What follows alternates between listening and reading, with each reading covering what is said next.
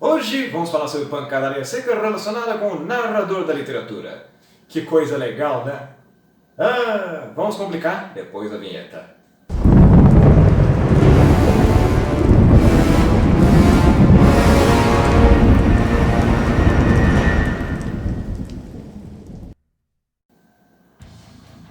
Sejam todos muito bem-vindos ao Castelo Negro. Eu sou o professor Vinícius. Quem não se inscreveu ainda, mete a bota nesse like, mas mete com voadora com duas pernas no peito. Chega aí, se inscreve no nosso canal, venham morar no castelo conosco, se acomodem em vossos quartos e vamos começar com a nossa boa e velha pancadaria seca. Cambada, hoje vamos teorizar bastante sobre o narrador, não é? Porque muita gente aí tá falando besteira e a gente tem que ter um pouquinho de cuidado se quisermos fazer estudo sério. A crítica literária se constrói com cautela, com leitura. Não se constrói com achismos. E hoje vamos falar sobre o narrador e a maneira como ele se constrói. Queria começar pensando com vocês aqui hoje, né? O narrador que nós chamamos de heterodiegético. Estou tirando esse material dessa capivara aqui, Geneto, e pensando um pouquinho também na semiótica literária, que é um material da linguística que eu gosto bastante de usar. Heterodiegese, não é?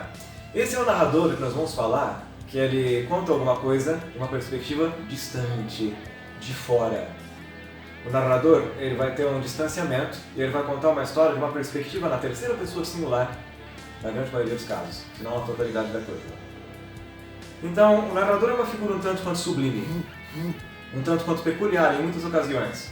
Ele pode ter maior proximidade afetiva com aqueles personagens, pode ter menos proximidade afetiva, aí depende, né, da maneira como esse narrador se aproxima. Ele está contando as histórias de perto, como aquelas câmeras que chegam, né, quase que tocam no rosto do personagem, ou ele se afasta, está bastante distante e num tom um pouco mais neutro. Né? Toda a história ela é contada por um viés, e a narratologia é uma coisa muito séria nos estudos literários. É uma coisa muito séria porque tem muitos recursos estéticos que esses narradores vão usar. Isso inclui o tempo, isso inclui o espaço, isso inclui o espaço interior dos personagens que o narrador observa, para poder determinar aí o quanto ele é profundo ou não. Né? Vamos pensar em Tolkien aqui, por exemplo. Tolkien ele é um autor que trabalha esse espaço e tempo ficcionais de maneira, assim, nossa, com maestria. Ele é heterodiegético, sabe, digo isso de maneira categórica. Ele sempre narra na terceira pessoa do singular, a não ser que nós tenhamos aí alguns diálogos de personagens narrando coisas na primeira pessoa. No entanto, quando nós vamos pensar assim nesse espaço mental dos sujeitos, Tolkien dá aquela entradinha. Ele sabe o que se passa na cabeça dos personagens. Apesar de que mantém uma distância saudável, né? Esse narrador pensando afetivamente, mas tá ali, observando o que acontece nas mentes, observando o que acontece em alguns lugares um pouco mais distantes, mas via de regra, o narrador em Tolkien continua próximo daqueles personagens no momento em que a aventura acontece. Agora, Tolkien faz uma coisa muito fantabulosa, né? Que ela é muito usada hoje em dia, mas naquela época nem tanto. Naquela época, ele fez uma ruptura. Nós temos vários protagonistas que vão viver essa aventura. E o foco do narrador muda. Quando a Sociedade do Anel se rompe, ora ele vai acompanhar os dois pequenos hobbits lá dentro da floresta, né, Merry e Pippin. Outra hora ele vai acompanhar o Frodo e o Sam indo lá pra Terra Trevosa, indo lá pra Mordor, né, Where No Shadows Lie. A tradução no Brasil foi porca, quem manja de tradução sabe do que eu tô falando aqui. Olha só, já não se deita. Mas a gente tem um multifoco, coisa que foi bastante usada aí, por exemplo, pelo Terry Brooks. Em vários capítulos nós temos aí personagens que vão nesse mundo de fantasia. Na Espada de Shannara foi um exemplo muito bom disso. Nós temos um foco diferente em cada personagem. A ponto de a gente conseguir desenvolver uma loucura como acontece no Game of Thrones, na Guerra dos Tronos. E nós temos um nome de um personagem para cada capítulo.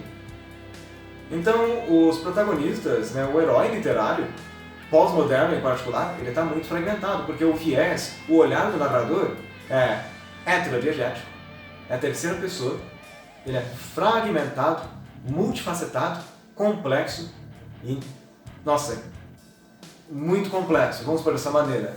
Está sempre observando várias dimensões de uma coisa e existe todo um entrelaçamento nas coisas.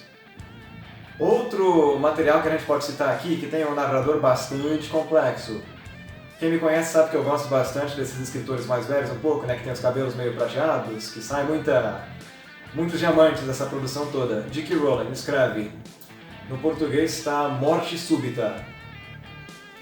Esse livro me surpreendeu, né, da maneira como essa autora trata com bastante verossimilhança, diga-se de passagem, com bastante propriedade, comportamento adolescente, é bastante real, é bastante palpável. A maneira como ela aborda esses personagens, a maneira como todos eles se relacionam mais ou menos, e que esse olhar do narrador vai se construindo de maneira bastante multifocada, né? Uma hora ele escreve tal percurso, outra hora está escrevendo outro personagem, você pensa que isso não tem nada a ver, fica aquela confusão desgraçada, você acha que ela está jogando com informações desnecessárias, né? Vê-se que tem um óbvio excesso no primeiro momento, de repente no final ela relaciona tudo, amarra e não deixa uma ponta solta. Com maestria. Brilha com a intensidade de uma estrela. J.K. Rowling, enquanto romancista adulta, ok, pensando nos livros adultos dela, não só no Harry Potter, pelo amor da madrugada, a maturidade dessa mulher é inacreditável. Independente das polêmicas que tenham acontecido por causa desse público trans, eu não tenho certeza do que houve. Confesso que preciso ler essa notícia com um pouco mais de atenção, mas independente da vida pessoal dessa autora, a gente tem que separar muito bem a vida pessoal do autor ou da autora na produção artística dela. Independente de tudo isso, esses trabalhos adultos dela são de uma maturidade inacreditável. São livros bons, eu recomendo todos. Façam a sua leitura e todos vão ver o que é um narrador heterodiegético. A heterodiegese acontecendo ali, essa terceira pessoa, a onisciência, essa leitura multifacetada, complexa e que relaciona tudo. É um outro exemplo de como a coisa aí se desenvolve muito bem.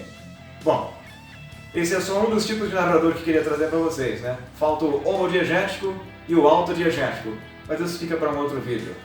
Até a próxima. Canta pimbas!